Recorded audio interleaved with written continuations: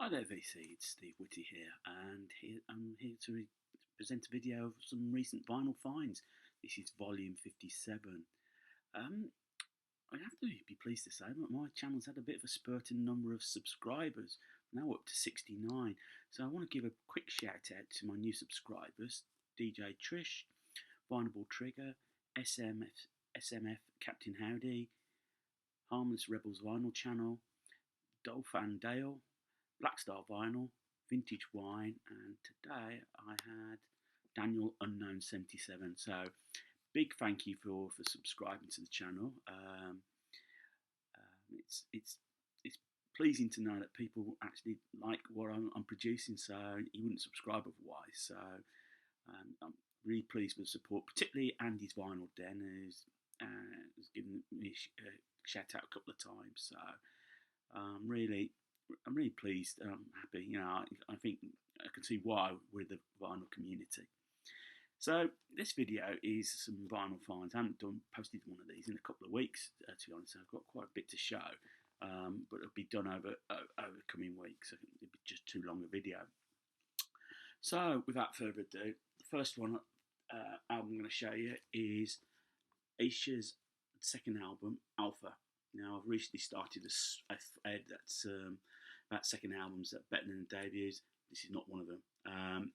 This very much sort of went on the AOR route a little bit. The prog element had gone. And in fact, what was really strange is that the band decided to get rid of John Wetton. He got sacked, and they brought in Greg Lake for a while. And really, the band's fortunes just went down from there. It was a bit of a rushed follow-up, to be honest. It was literally 12 months just after their debut album. And so it's... the songs don't hold up as well as the first album. Next album I'm showing you is Davy's album by Joan Baez. Now, this is dedicated... This is an album that Joan recorded for her husband at that time, David Harris, who was about to be imprisoned for resisting the draft. And this album is very much in a country vein, and that's because David was a fan of country music, and this is sort of like Joan, and the 11th album decided to go all country, just as a bit of a parting gift for him. Didn't know how long he'd be away for. Not a bad album. You've got on here, she's recorded a version of Green Green Grass of Home, Hickory Wind, Graham Parsons' Hickory Wind, Tramp on the Street, If I Knew, Rock, Salt and Nails. It's a good album. It's very good condition, actually. This came out on the Vanguard label. So, yeah, I was pleased to get this, because I don't see much Joan Baez, especially original content, so I was happy to have that. Next album, this is a bit of a curiosity. I picked up from my local record store, The Best of the Beach Boys. And when they say The Best of the Beach Boys, we're talking the period really up to 63. Now, this was released on the Scepter Records, the Citation series. So it's the greatest hits, 1961 to 1963. So what you're getting on here, Surfer Girl, Little Daughter's Coop, yeah, I think that's how you pronounce it, Surfing Safari, but sometimes it's not even the Beach Boys appearing on it. So in a sense, it's the best of the Beach Boys, but it isn't. And the album length itself, it's only 20 minutes in total. It's just under 21 minutes, 10 minutes each side. A bit of a curiosity, but you know, I paid £1 for it, and it's in actually very good nick. So sometimes when you go and you search the bargain bin to you might find something that you don't expect to find in the pound bin. A reissue of, I'm going to take this out because there's too much there on it, Beat Gee's Odessa double album. It is a reissue because the original album came in like a felt box, which is quite strange because apparently the felt was given some of the employees at the manufacturers some allergic reaction. But this album is recorded, the double album. It's sort of like their masterpiece of the 60s, and it's the last album to feature the Bee Gees as a fightsome. I think Vince Loy, I think how you pronounce his name, he left during recording. And the next person to leave was, in fact, Robin. He left at the end of the album. He basically fell out with Barry over the choice of the single that was on the album. Barry put out a single called Lamplight, which is the first track on side 3. I don't think it's very good to see it from there. Robin wanted the 1st of May, and 1st of May is the better song, to be quite honest. So he went off and did his solo career for a couple of years before rejoining. So the Bee Gees did end up as a threesome, but it's not the threesome we know at the time. But to find this in for £1, I just couldn't grab it, and it's actually quite a reasonable nick. So sometimes you do get some little bit of treasure, bit of gems there. Also found in the pound bins, this is Johnny Cash at St Quentin. Now, this is the live album that tied in with a Granada television programme in the UK, Johnny Cash at St Quentin. I think it was part of the World in Action series. And this is basically, they filmed his concert at St Quentin, which was broadcast on UK telly. And the album came up from that. So you've got on the album Wanted Man, Wreck of the Old 97, I Walk the Line, Darling Companion, Starksville City Jail. On side 2, you got San Quentin, which he plays twice. Boy Named Sue, which is probably the best, became a hit single in the UK. Peace in the Valley, and Folsom Prison Blues. Now, a few months back, I picked up an album featuring Camberwick Green, which was a children's TV series. And it was part of a trilogy of, it was Camberwick Green, Trumpton, and Jiggly. And I found myself a copy of Come to Jiggly. Now, Jiggly basically is a small village set in Trumptonshire. It's a children's programme. It's from a series called Watching Mother, which was a 15-minute programme, sort of children's programme that was done around lunchtime. So you have your kids that have your dinner. It's a preschool. Basically, it was preschool entertainment. It was plasticine models. Just about, let me take that out. I think the sunshine is creating a little bit of glare here. So plasticine models there, and almost an Eastern European style with the characters, but especially with the women, how they dressed. And that's it. And you got the songs on here. It's 2 stories, one on each side, and each character sort of like has a song with it. But probably best known for the British viewers is the Little Steam Train, which times go by when I'm a driver of the train and I ride on the footplate there and back again. I'm going to find the link. There's a link to the video link, and I'm going to add it on so you can to enjoy rather than put me singing. And then at the end, the Biscuit Factory, the workers of the Biscuit Factory would all come out and do like a little dance to the Dutch organ. So I'll see if I can find the link for that as well and add it on.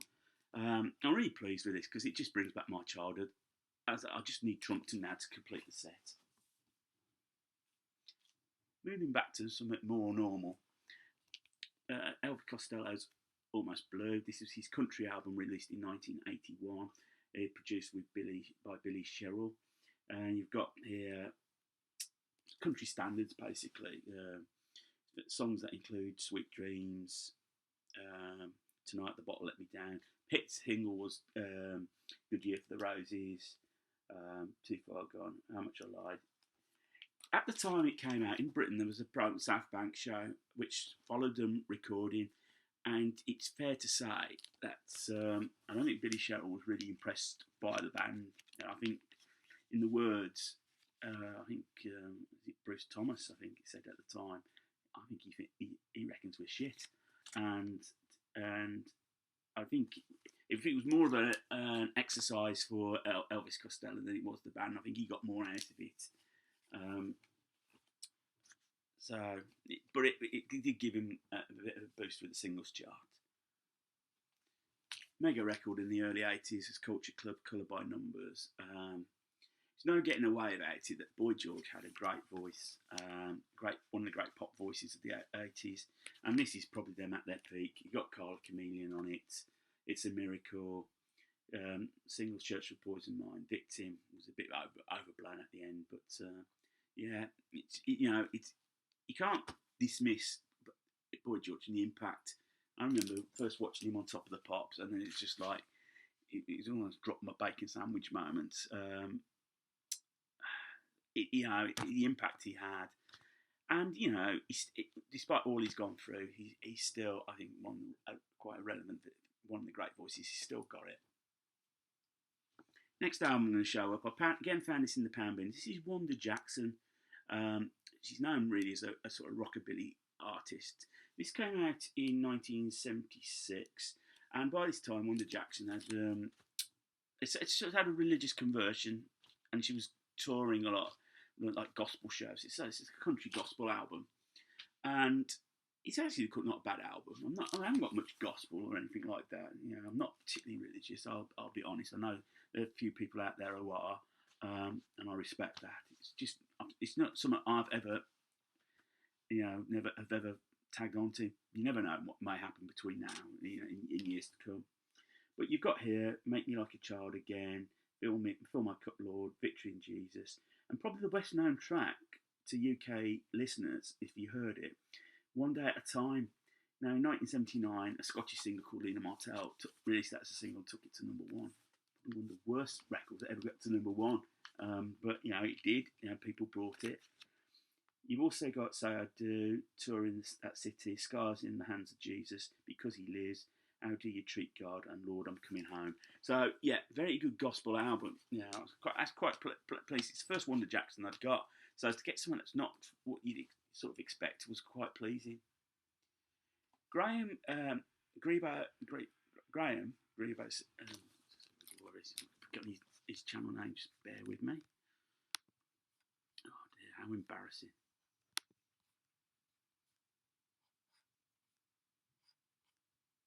Grebo 69, I knew there was a number in there. Graham, in his last video, Classic Comps, he's done a second one, and he showed this. So I'm not going to say too much about it. It's Mock the Hooples, Rock and Roll Queen, and it's an absolute corker of an album. It's the Island Records output. This is before All the Young Dudes, and they rocked. I've said before, it's the missing link between the 60s and punk is Mock the Hoople. They really did off belty text, and so Rock and Roll Queen, the Wheel of the Quivering Meat Conception, their version of You Really Got Me, Thunderbolt Ram, Walking the Mountain, Death Maybe, or Santa Claus, Midnight Lady, and Keep a Rocking. It's just absolutely brilliant. I was quite pleased to find that. This is a reissue. It's not a original. This reissue came out in 1986. The Elvis Presley album, I think, of a soundtrack. This is Elvis Sings Flaming Star. I don't think there's anything remarkable on it, apart from he does do a version of Yellow Rose of Texas. And it's probably one of these films I've never seen, but you can see from that there's probably a sort of cowboy influence on there. To finish, I've got a couple of comps for you. Now, this is the History of Rock Volume 20, and it features T-Rex, Sweet, Susie Quattro, and Gary Glitter. Now, the History of Rock was one of these week part publications that came out 82, I think, and you built it up into like a complete work, like an encyclopedia of rock music at that time.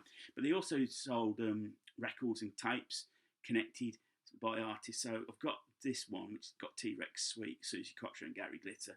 Okay, I've mentioned I feel about Gary Glitter before, but to have some Sweet and Susie Quattro in my collection is not too shabby at all.